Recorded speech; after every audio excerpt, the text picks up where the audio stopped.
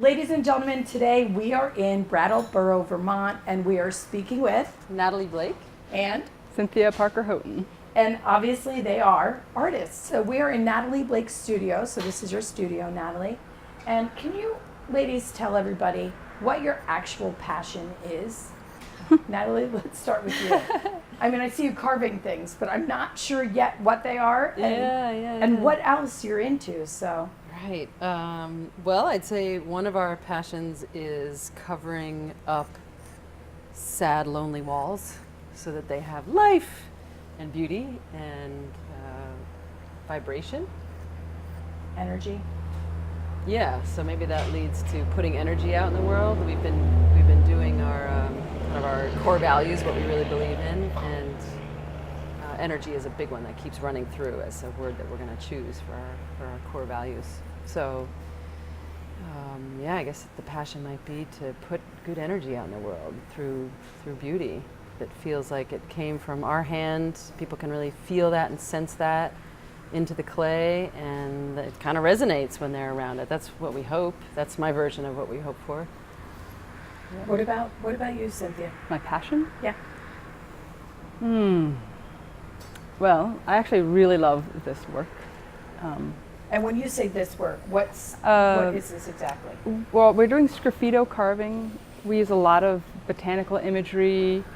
There's a lot of energy lines, and we put it in public places like hospitals and stuff. I mean, I'm surprised that I ended up here. I've always been passionate about trying to do something good, for the world, try to make things better. And I've always loved making things, but that always felt like a really selfish activity. But so this has been really awesome because I've been able to channel that energy and feel like I'm doing something that's making a difference. So it's amazing that you feel like your energy is, and your passion is something that could feel selfish. I think so many people connect to that. Yeah, it feels like, I'm just having too much fun. So where did it start for you? Oh, well, I mean, ever since I was a little girl, I'd loved drawing and, I drew flowers and whatever. And I spent a lot of time out in nature, a lot of time out in the woods. And, I always liked to draw. And how'd you take it to the next level? Well, I didn't think drawing was an option. So I was in carpentry, and I worked for Natalie as her carpenter. And then I saw what she was doing in her studio, and I said, if you need anybody to work for you, I'd be really, psyched. So wait, I just want to point out then to my audience that you saw something that was going on, you loved it, and basically did you ask Natalie to kind of mentor and teach you how to do this? No, Not quite. I mean, I have a background in art, but this was an opportunity to actually make art and get paid for it. Wow, okay.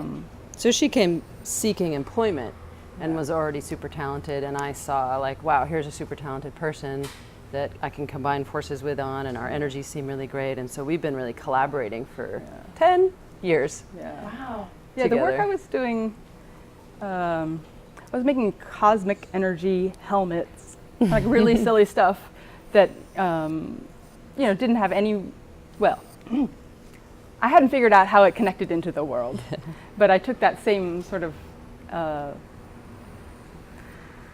I felt like this work was working with the same kinds of ideas in a very different way. Right. So it felt good to me to be part of it. Right. And Natalie, how did this start for you? So clay was an instant connection for me in high school. I took, the extracurricular class. I mean, I had always been into art, like Cynthia. As a little girl, I was always drawing and painting and playing music, and art was a huge piece, and also in nature a ton. But for some reason in high school, it was like, oh, now you gotta do your prereqs. And so first I did silversmithing, and I was like, all right, that's cool. And then I tried clay, and it was like instant bond. So I just ended up doing clay for the next 6 or 7 years through college and so forth, and got out of school, ended up getting a fellowship to study clay in Asia, and came back and said, oh, now I'm gonna get a real job. And a friend of mine said, no, you should do clay. Here's a space in my studio. I think you should go for it. And that was kind of the road less traveled. I turned down the corporate job and went for it and waitressed at a local Korean restaurant and was super poor for many years and just started making my own work. So the passion kind of got hooked in high school and it just kind of never left. And when I started selling my first little things on the street, I was like, oh, maybe I could make some money. And the rest is history. I mean, it's just been this constant evolving and spiraling out and collaborating with people. And now I have a wonderful team to work with. And I feel like one of our missions together as a team of 7 people is to really find out what that passion is for all of us. And we're tapping into that. We're asking each other, you know, what brings us meaning when we come to work? We're not just here like cranking out these commissions and sending them off to, you know, get the paycheck. We're here because we really want to infuse our energy into this clay and get it out there in the world. And it feels like so many people, it's a universal connection. So many people can come up and touch the piece, little kids and old people and people in between who are actually, there's so many people from 20 to 70 making, I should say from all ages, you know, making things in clay too. So it feels like a lot of people are familiar with it and have touched it. And that feels like a wonderful way to connect with people through the clay. So there's certainly a passion there of, you know, feeling like in a way we're kind of reaching out and holding hands with the people that see our work, even though it's on a vibrational level. You know, I have to tell you that I had that experience when I walked in before. We walked in and I saw a piece similar to this with smaller tiles, but it had these grooves. Mm-hmm. And just looking at it and seeing how it was kind of, the word that would come to my mind would be warped, you know, like bubbled, warped. It's just so, the first thing I did, and I was like, I don't know if I'm allowed to do this, but I gently reached out and I needed to run my fingers along the grooves, but I had to tell you, it felt like wood carvings. Like it felt like I really questioned, is this wood tiles? Mm-hmm. I mean, because it was so authentic. It felt so natural, so woodsy and earthy, you know? Mm-hmm. Yeah, and earth it is, man. Right, right, absolutely. That's so neat. Yeah. There are people who have passions to be artists, right? Yeah. But they don't take the leap like you did to create a studio. So what hesitations or challenges did you have doing that? How did you get started? Yeah, I guess I would speak more to the lack of hesitation and the lack of awareness of challenge for me. Natalie has a special ability to not be scared. She just takes risks. Yeah, it's sort of constant, and I wouldn't know how. Like I've said that to people before, and I don't, you know, maybe I can just live by example, and someone would vicariously absorb that energy and go for it. But there is a certain amount of, you know, my new motto is trust with love. Like just trust in the process and without fear. Like replace it with love and ask for assistance in whatever you believe in, whatever kind of energy you believe kind of circumambulates around all of us all the time, you know, give it up a prayer and just be like, hey, want to help me out? And you'd be amazed at like things that show up or people that show up and how the flow kind of happens. And that feels like the big picture of how I tackled it. The little picture is like baby steps, right? It's, you know, what are the actions today that I need to do to move this thing forward, whether it's the whole business or this piece right here or getting rid of the clutter in the studio so we can think better tomorrow or, you know, whatever it might be. There's so many layers, or fixing the kiln. Kyle's over there sweating. Thank you, Kyle, fixing the kiln right now. And that's a baby step too. You know, it's all these little steps that you just kind of have to know, trust that they're all going to get done. It's okay. You know, sometimes they don't get done. Sometimes you open up the kiln after all that work and everything's just cracked in half. And there was a point Cynthia and I went through where we're like, maybe we should go flip burgers.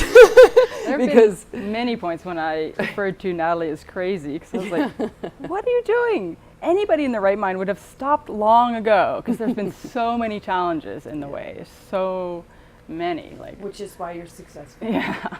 That I didn't stop. She didn't stop. Yeah. Well, it's also like once you get the flywheel going, you know, and you've bought equipment and you've invested, it's like, well, which direction are you going to go in? So there's that too. You know? Right. So what hesitation, Cynthia, did you have making that change from what you were doing to what you are doing? Well, I didn't have a hesitation starting this job, but I had hesitation starting my own art, independent of this. Right. So I'm very familiar with that phenomenon of like, well, for one thing, like which direction do I move in? Like, you know, because if you have passions, you probably have more than one passion, and so trying to decide what direction to move in, and how to, yeah, just trusting like Natalie does. She's got a fearlessness that I've got fearlessness about drawing, for sure. Like I can come in here, she'll give me any assignment, and I'll just barrel forward with it, and that's not the thing that stops me. But I have my own projects percolating along too. I've been working on parade floats, and the thing there again, there's a social element. So with the parade floats, they grew and they evolved because somebody said, "Hey, would you make a parade float?" And I said, "Well, great. There's a parade. I have people. I've got like a theme, and then I know how to make it." And so that kind of focused my energy. And so then I made like a 15-foot long fish, and we marched it through Brattleboro, and It's awesome. yeah, it was super fun. That's great. But it did take that kind of focusing. So what do you think you learned about yourself through that? Well, I'm motivated by people, and I'm motivated by constraints, like specific challenges. Help me to channel my energy in a way that makes things happen. Natalie, what do you think you've learned about yourself through your journey here? I guess that I'm probably never going to stop being crazy. Because there's so many cool things to do. So many great directions to go in. And, well, I've really learned that I get a lot out of partnership. So that same social element, people as well. But I really jive on collaboration. Cynthia's one of the major collaborators in my life. Makes me teary. And my sweetheart, my partner, is another collaboration, and then Randy, who you're about to interview, is a third collaboration. And there's just so much like awesome bounty that's come from all of those. And yeah, it totally makes me teary. It's awesome. Yeah, one of the things we've discovered is just how powerful it is to team up. I mean, that sounds really cheesy, but it's just amazing. Like if I don't think either of us would have accomplished this without each other. Definitely not. Definitely not. And that's been amazing. Yeah. It's like and you don't think of that in art so much, but I think it is actually happening in art. People it's like this paradigm in this country where this individualism, where everyone thinks like, I have to make this amazing thing and it must be my name. And, you know, I don't know why we got so stuck in that. Whereas, you know, in music, there's bands and there's a name of a band that's for 5 people or whatever. And everyone collaborates and makes that incredible music. And that's kind of what we've been thinking about lately is like, oh, Natalie Blake Studios is a band and there's 7 incredible people. None of this could happen without each one of them. And, you know, that's just a great way to go. And we get to hang out with each other all day and we get to have fun and go to the river and swim. And, you know, let's bring that element in too of just enjoying life. Like we're making beauty, but it's also feel some beauty amongst us, you know? Yeah. So I guess that's back to your question of what have I learned? It feels like, oh, I've learned that collaborating is something I love and really enjoy and don't ever see stopping. I just see it growing and growing, and the network of our collaborations just growing into like some pretty cool stuff. And what's so amazing about that is you just don't know what's going to happen because you're getting these different beings coming together working on something. So nobody has any idea what it's going to look like. But you come together with that, amazing things will happen that nobody could have thought of. Like 2 + 2 = 5, you know. Yes, I do. I get it. Yeah. I'm right? You're doing that yourself. Yes. Absolutely. Yeah, exactly. Yeah. Do you guys have a favorite piece that you worked on? I really enjoy more surrealistic works. So we haven't done a lot of that. So there was 2 pieces that came to mind of pieces that I loved. One was a piece in Tampa, Florida. We were honored to take a 200-year history of one African American community and distill it down into 3 murals that depicted that history from one little neighborhood. And that was just the whole process of, again, working with people and learning about their lives, carving actual buildings and roads with the names of the roads on there that went back 200 years, and then installing with my husband Nick, and people from that community coming up to the mural and like, oh, that's where my cousin Joe did his, whatever. And like Nick and I were just like, what? Like actual real people coming up to the mural and being so excited and then turning us into being like, thank you so much for making this. We're like, all right, now we're living our passion, So that was a huge piece. And then Cynthia and I did 10 these beautiful murals of Alaskan wildflowers. That was and we really made, as big as this table, this gorgeous thing. And then Nick and I again went up to Alaska and we wrapped them around these columns in this high school cafeteria. So in the middle of winter, they have spring, And it looks kind of like a forest of trees. Like Well, we that's didn't amazing think because that. it's so dark there Yeah. during that time of Yeah, year. that was the concept, was bring the summertime to them. Oh, So that that's was really awesome. And then on the surrealistic note, I had one client who said, I just love what you do, make me something fabulous, and I'm going to pay you a lot of money to do it. And I made a backsplash for her behind her sink, believe this or not.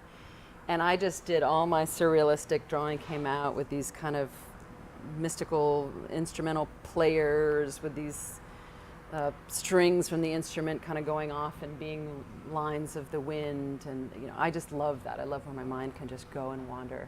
And I never, as I'm drawing, I never really know what's going to happen. So that excites me, and my artistic personal goal is to get to some commissions where I can do more of that. So that's the direction my passion will lead me to.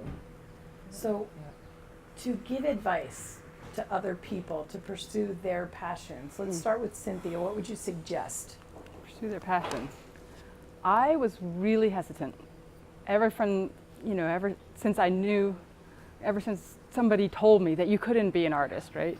So I just went around with that belief, like this heavy belief. But then for some reason I continued in that direction.